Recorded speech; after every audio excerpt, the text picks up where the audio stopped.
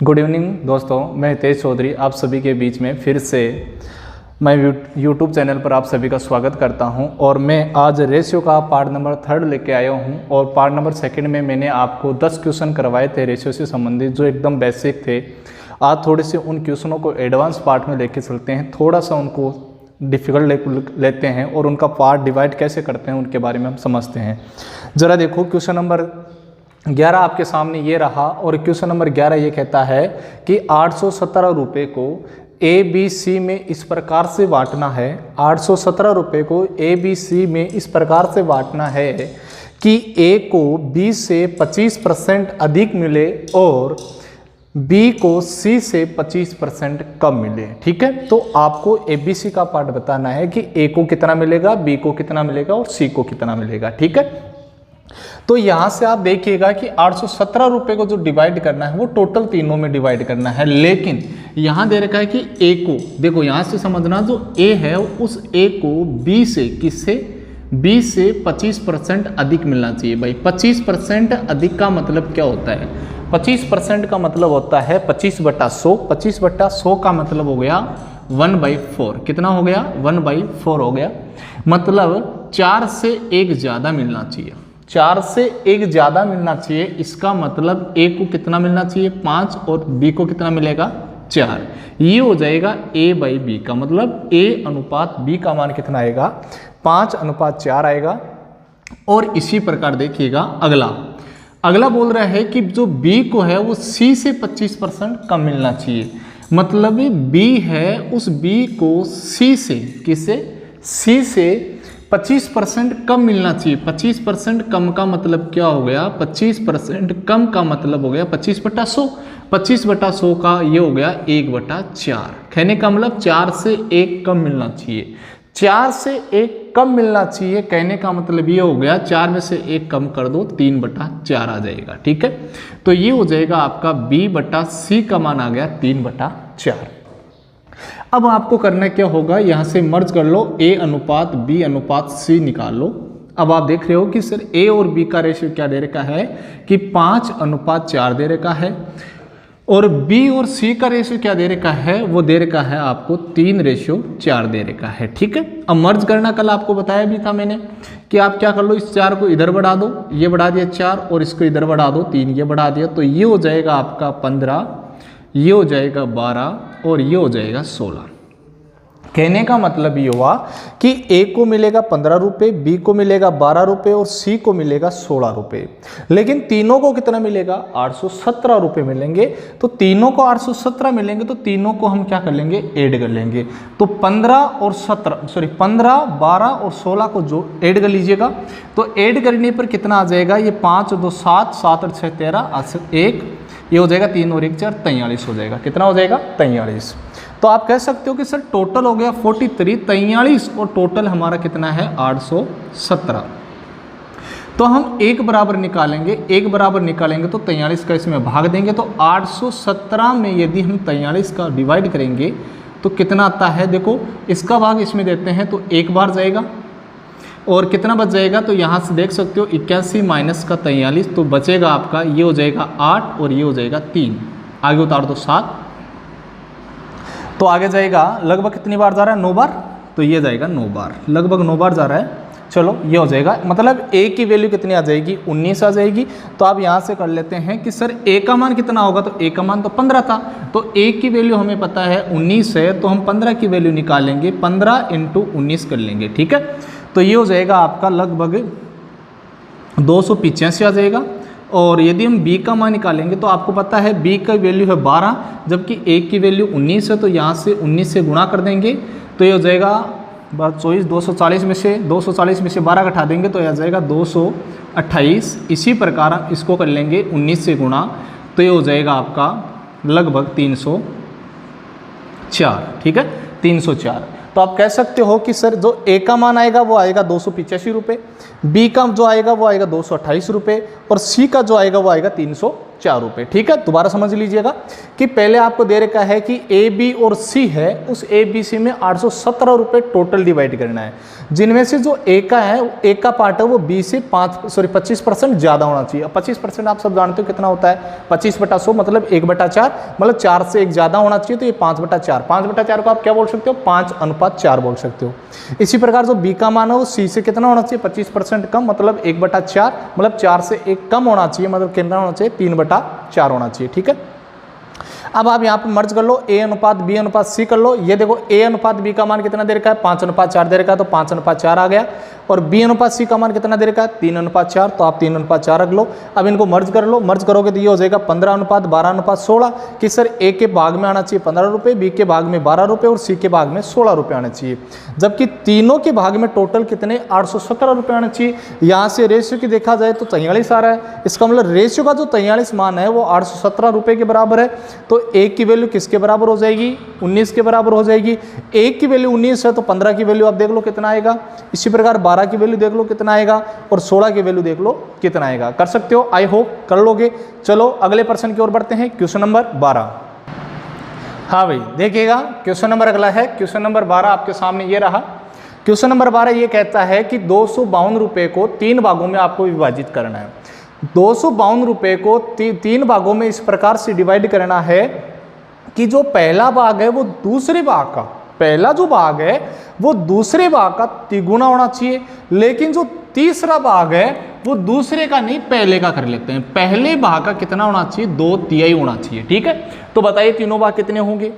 अब देखो भाई समझना ध्यान से, पहला डिपेंड कर रहा है दूसरे पर, लेकिन तीसरा डिपेंड कर रहा है पहले पर। ठीक है, मतलब 3 भाग मान लेते हैं। 3 भाग जैसे मान लेते हैं, मैंने मान लिया पहला भाग ये रहा, दूसरा भाग ये रहा और तीसरा भाग ये रहा। ध्यान से समझना।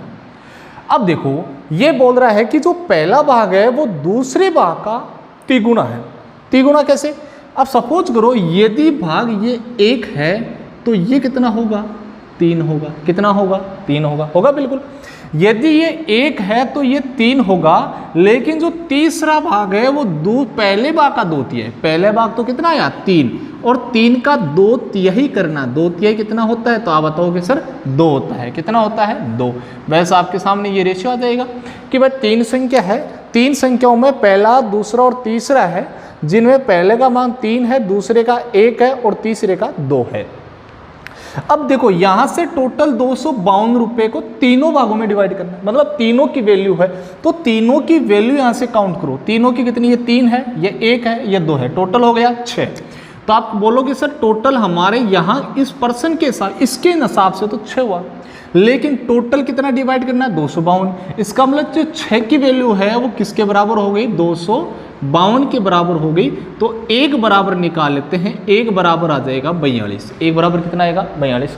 मतलब यदि 6 की वैल्यू 252 है तो 1 की वैल्यू मतलब 6 का भाग दे देना, तो कितना आ जाएगा, 42। यदि 1 की वैल्यू 42 है तो आप निकालो 3 की वैल्यू कितनी हो जाए, तो आप 42 से गुणा कर लेना, तो ये हो जाएगा आपका 126। कितना हो जाएगा, 126। इसी प्रकार आप यहाँ से 42 से गुणा करो तो ये आपका आ जाएगा 42, और इसी प्रकार यहाँ से भी 42 से यदि आप मल्टीप्लाई करोगे तो ये हो जाएगा आपका 84। कितना हो जाएगा, 84। ठीक है, इस प्रकार से आप कर सकते हो। देखिएगा अगले प्रश्न की ओर बढ़ते हैं। अगला क्वेश्चन, क्वेश्चन नंबर 13। हाँ भाई देखिएगा क्वेश्चन नंबर 13 ये आपके सामने ये रहा।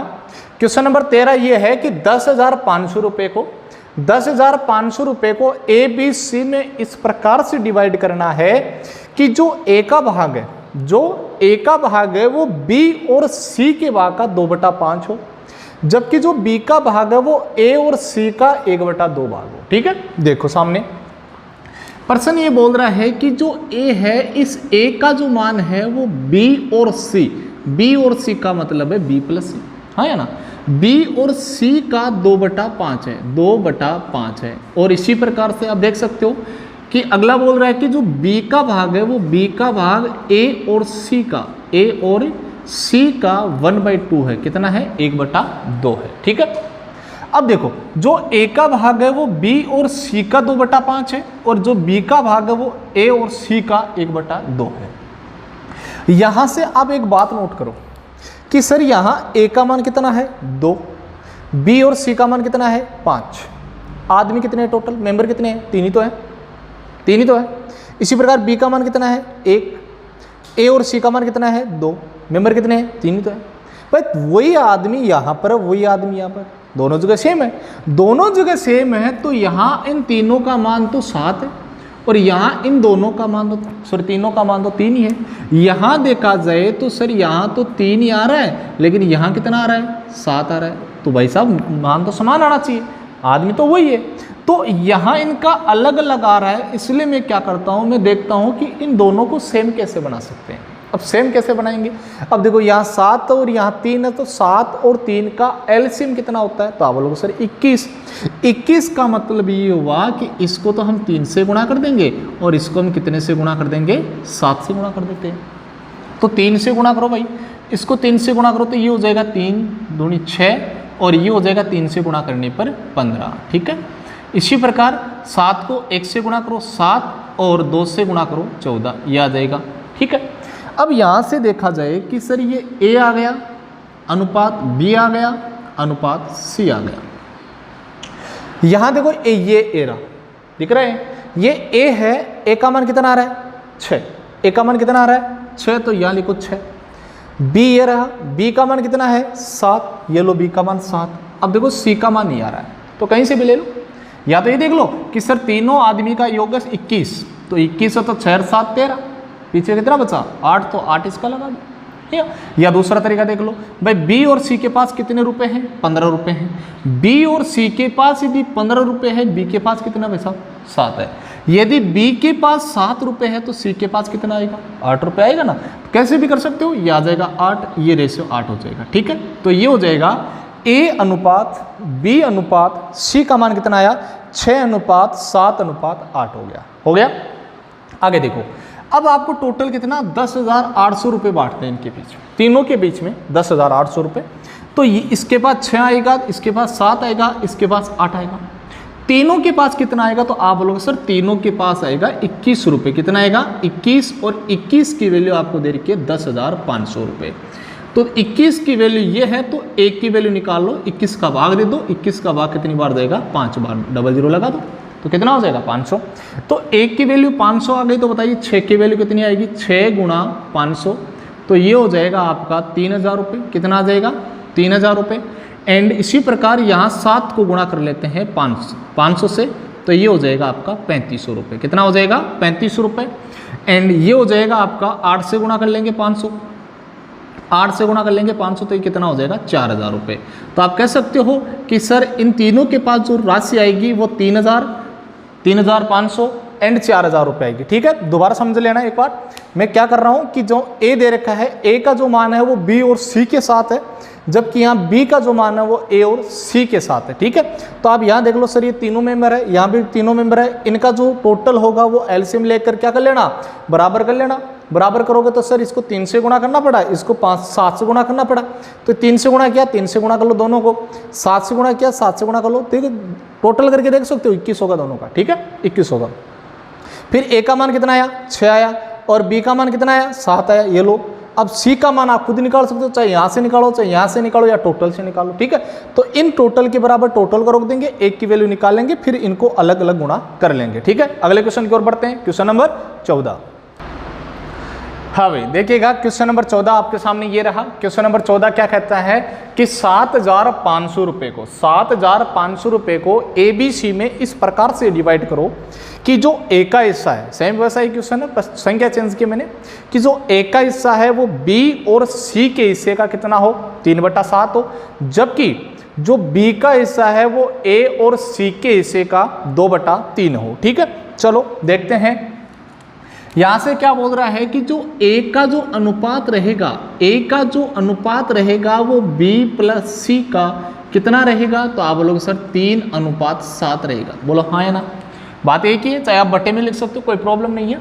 इसी प्रकार आगे बोल रहा है कि जो बी का भाग है वो ए और सी के भाग का 2/3 है, मतलब 2/3 है। बात क्लियर आई। अब देखो यहां से देखा जाए तो ये तीनों मेंबर है ए बी सी, और यहां पर भी देखो ए बी सी, हाँ है ना। यदि यहाँ तीनों ए बी सी है, यहाँ ए बी सी है, तो मतलब यहाँ इन दोनों का योग कितना, तीनों का योग कितना हुआ, तो आप बोलोगे सर 10 हुआ, लेकिन यहाँ इनका योग कितना हुआ, तो आप बोलोगे सर यहाँ तो 5 ही हुआ, फिर गड़बड़ हो गई। इसका मतलब इन दोनों को बराबर बनाने के लिए हम इसको कितने से गुणा कर देंगे, 2 से गुणा कर देंगे, तो 10 हो जाएगा। यदि इसको 2 से गुणा किया तो आप इनको भी 2 से गुणा करो, 2 से गुणा करेंगे तो ये 4 हो जाएगा और ये कितना हो जाएगा, 6 हो जाएगा, हाँ या ना। चलो अब आप क्या देखोगे कि सर ये आ गया A अनुपात B अनुपात C आ जाएगा, A अनुपात B अनुपात C आएगा। यदि A का मान देखा जाए, देखो A पहले स्टार्ट वाला होता है, यदि A का मान देखा जाए तो स्टार्ट वाला कितना दे रखा है 3, तो ये A का मान 3 है। यहाँ तो B और C का मान है, ठीक है 7, अभी B और C का क्लियर नहीं है हमारे पास, जबकि ये दे रखा है B का मान कितना है 4, जो हमें अभी निकाला था 4, ये हो जाएगा B का मान 4। जबकि देखो यहाँ से देखो B और C के पास 7 रुपये है, B और C के पास 7 रुपये है, तो B के पास 4 है, यदि B के पास 4 है तो इसके पास कितना आ जाएगा 3, तो यहाँ पर C का मान आ जाएगा 3 और ये रेशियो हो जाएगा 3 अनुपात 4 अनुपात 3। यदि टोटल देखा जाए तो टोटल इनका आता है हमारे 10 और 10 की वैल्यू है 7500। यदि 10 की वैल्यू 7500 तो 1 की वैल्यू हो जाएगी 750, 1 की वैल्यू कितनी आएगी 750। यदि 1 की वैल्यू 750 है तो हम इससे 750 से गुणा करेंगे, 750 से गुणा करेंगे तो ये हो जाएगा आपका 2250, कितना हो जाएगा भाई 2250 रुपये। एंड 4 को गुणा कर लेते हैं 750 से, 750 से यदि गुणा करेंगे तो ये हो जाएगा 300, मतलब 3000 रुपये, कितना हो जाएगा 3000। इसी प्रकार यदि इसको मैं 750 से गुणा करूंगा तो ये हो जाएगा हमारा 75, ये हो जाएगा 2250 से भी आ जाएगा। तो आपसे पूछा जाए A का मान बताइए, B की वैल्यू बताइए, C की वैल्यू बताइए, तो आप बता सकते हो सर A की वैल्यू कितनी आएगी 2250 आएगी, B की वैल्यू कितनी आएगी, B की वैल्यू 4000 आएगी, सॉरी 3000 आएगी, और C की वैल्यू कितनी आ जाएगी 2250 रुपये आ जाएगी। कर सकते हो आराम से। चलो भाई अगले क्वेश्चन की ओर बढ़ते हैं। क्वेश्चन नंबर अगला देखिएगा, क्वेश्चन नंबर 15।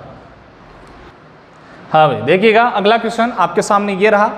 अगला क्वेश्चन क्या कह रहा है, अगला क्वेश्चन कह रहा है कि 3400 रुपये, 3400 रुपये A, B, C और D में इस प्रकार से डिवाइड करना है। A, B, C और D में इस प्रकार से डिवाइड करना है कि जो A और B का जो रेशियो है, B और C का जो रेशियो है, और C और D का जो रेशियो है वो 2:3, 4:3 और 2:3 के अनुपात में हो। ठीक है, तो आपको ये तो बहुत ही सिंपल सा प्रश्न दे रखा है कि आपको कुछ भी नहीं करना है। क्या नहीं करना है, देखो आपको दे दिया A अनुपात B बराबर कितना है, तो आप बोलोगे सर 2:3 है, हाँ या ना, क्लियर है। इसी प्रकार फिर दे रखा है B अनुपात C का मान कितना आएगा, तो यह आ जाएगा 4:3 है, और इसी प्रकार C अनुपात D का मान जो दे रखा है वो दे रखा है आपको 2:3 दे रखा है, 2:3 दे रखा है। ठीक है, ये दे रखा है आपके पास।